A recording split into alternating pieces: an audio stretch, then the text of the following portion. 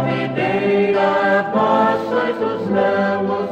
Quem está em mim muitos frutos dará, porque sem mim nada podes fazer. Eu sou a videira verdadeira, verdadeira. Que a graça de nosso Senhor Jesus Cristo, o amor de Deus e a comunhão do Espírito Santo seja com todos vós. Amém.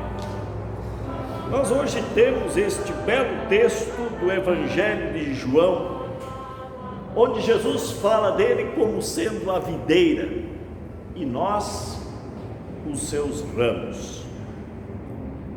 Cultivar uvas provavelmente não seja especialidade de ninguém de nós, mas não muito distante daqui nós temos a colônia dos italianos, onde eles sabem plantar, cuidar, cultivar parreirais e colher frutos em grande abundância que nós apreciamos. Esta imagem do cultivo da uva aplicado ao reino de Deus não é algo novo, já é algo trazido do Antigo Testamento. Lá nós vamos já encontrar isso de que o reino de Deus, ou a igreja, o povo de Deus, é comparado com uma videira. Aqui Jesus retoma esta imagem exatamente na noite daquela quinta-feira da paixão, quando ele primeiro administra, pela primeira vez ele administra a Santa Ceia, onde ele pegou o pão e deu aos seus discípulos, dizendo: tomai e comei, isto é o verdadeiro corpo. Tomai e bebei, isto é meu verdadeiro sangue. E recomenda que o façamos continuamente em sua memória.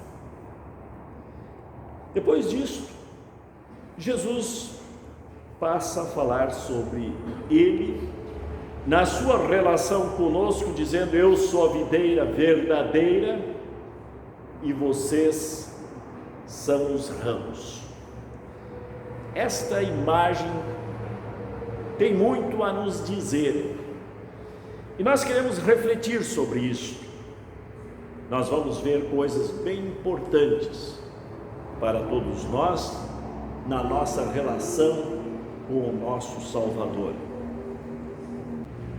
Jesus diz ser a videira verdadeira e o seu pai o agricultor. O agricultor, aquele que enfim dispensa os cuidados para com o parreiral. E uma das coisas desses cuidados é a poda, onde ramos são cortados da videira. Esses cuidados são bem próprios do cultivo da uva. A recomendação de Jesus é que nós, como ramos dele, permaneçamos sempre enxertados nele, porque ele quer transmitir a nós a seiva que nos dá vida, que nos fortalece e que diz ele que nos dá condições de nós produzirmos frutos. E nós queremos entender esta imagem, queremos aplicá-la à nossa vida. Eu já conversei com muita gente que no discurso destas pessoas ficou evidente assim de que elas não precisam estar ligadas a Cristo, que elas conseguem muito bem viver uma vida cheia de vida ou cheia de seiva, sem ter este contato, esta ligação com Cristo. Nós vamos ver que lá no Antigo Testamento os profetas já falaram com as pessoas, com algumas dessas pessoas, dizendo: olha, vocês precisam estar ligados a Deus. Eles achavam que a sua religiosidade poderia ser idealizada pelos seus próprios pensamentos. Isso sempre foi assim, o ser humano sempre teve esta inclinação de achar que ele é grande coisa, que ele pode colocar Deus de lado. coloca Deus de lado, até que de repente ele se vê em meio a uma pandemia, hospitalizado e quem sabe entubado. Nessas horas, por mais que ele sempre achou que resolvia por si só os seus problemas, as suas dificuldades, aí normalmente apela para Deus. Nós podemos ver os escribas, os fariseus no tempo de Jesus com este tipo de comportamento. Eles achavam que a religiosidade, quem realmente estipulava o que eles deveriam fazer, ou como eles deveriam ser, seriam eles próprios, pelos seus regulamentos, e que a forma como eles cumpriam, obedeciam a este regulamento, resolvia tudo. Eles não achavam importante, interessante esta ligação com Jesus. Eles queriam, valorizavam o seu jeito de se salvar, que é um jeito humano, um jeito diferente do jeito que Deus tem idealizado para nos salvar, o jeito como Ele quer nos salvar. Esse jeito como nós, seres humanos, queremos nos salvar, nós podemos dizer, isso é lixo. O profeta Isaías chama isso de trapo de imundície, algo que não tem serventia, que não vale para nada. Durante esses últimos dias, eu diversas vezes conversei com minha irmã mais velha, que há uns 10 dias perdeu o seu marido por causa do Covid. E é difícil a gente conversar com uma pessoa assim que está lá longe, estava hospitalizada, sofrendo por causa da enfermidade e ainda sofrendo a dor desta separação. Mas quando eu conversava com ela, eu sentia o quanto é importante se ter esta seiva da qual fala Jesus. Ter dentro de si esta vida espiritual, que faz com que, mesmo nos tempos de aflição, se tenha estabilidade, segurança e paz no coração. É isso que Jesus quer dar a todos nós.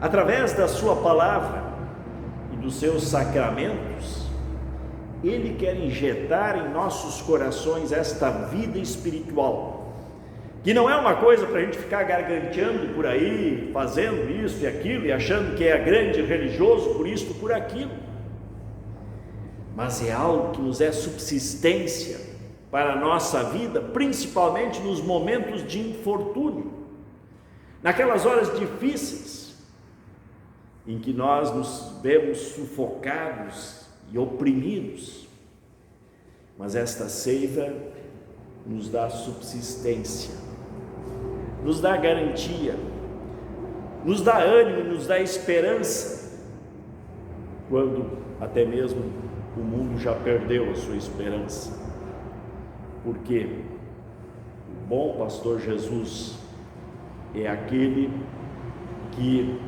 está presente em nossa vida, como nós vimos nas semanas que passaram. Ele nos apacenta, Ele cuida de nós, Ele nos dá vigor espiritual, que é o que nós precisamos. Precisamos nas horas de dificuldade, nas horas de provação, nas horas de dor.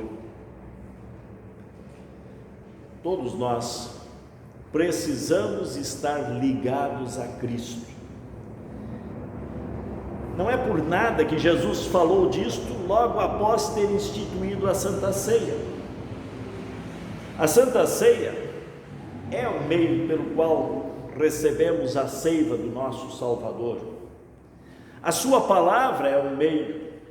Nós fomos ligados à videira quando nós fomos batizados, e o efeito daquele batismo continua em nosso viver ainda. a menos que nós temos deixado de estar ligados a Cristo pela sua palavra. Ao contrário, Ele continua injetando em nós, por meio destes meios, a palavra e os sacramentos, esta seiva da qual nós tanto necessitamos, sempre, em todos os dias de nossa vida, mas principalmente nos tempos de dificuldade, como são os tempos atuais que nós estamos vivendo. Deixar de se alimentar em Cristo é quebrar esta nossa conexão com Deus, é ficar numa situação em que ficamos desprotegidos.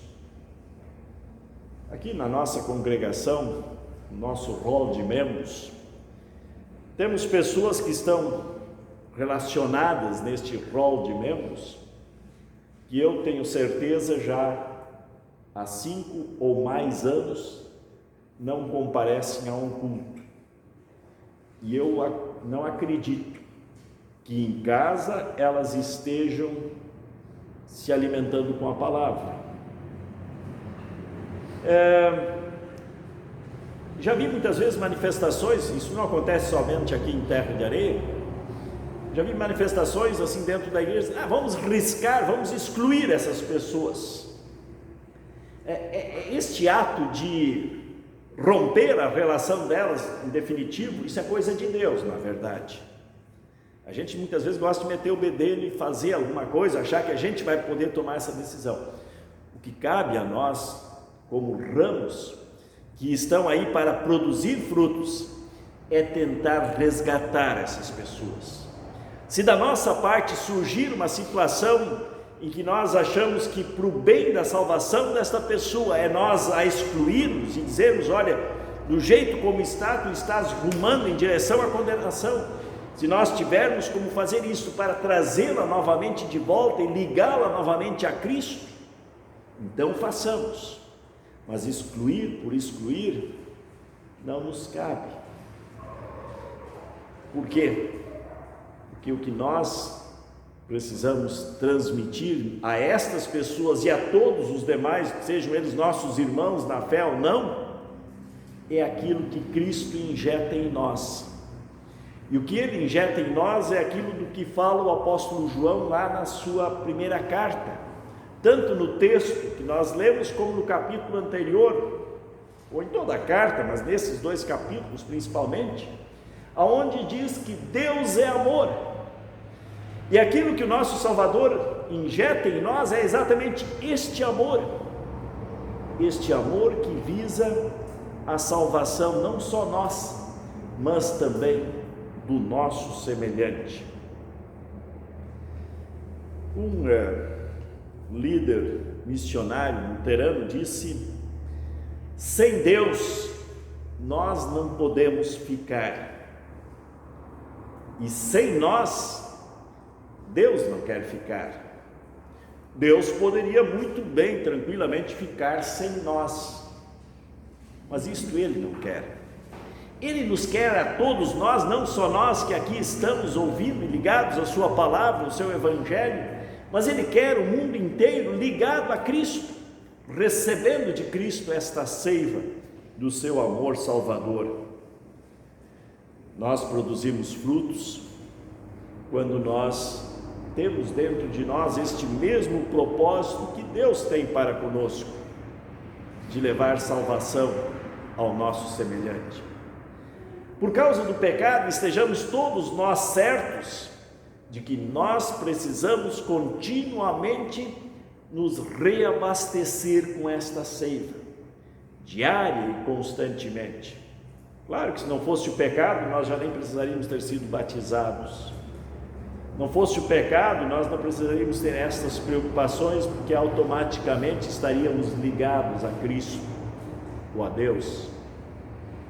Mas por causa do pecado, o nosso inimigo Satanás está diariamente procurando romper esse nosso vínculo com o Salvador Jesus Cristo, impedir que nós recebamos dele esta seiva, porque ele quer nos ver murchos, secos, improdutivos, na condição de o agricultor vir e nos cortar definitivamente.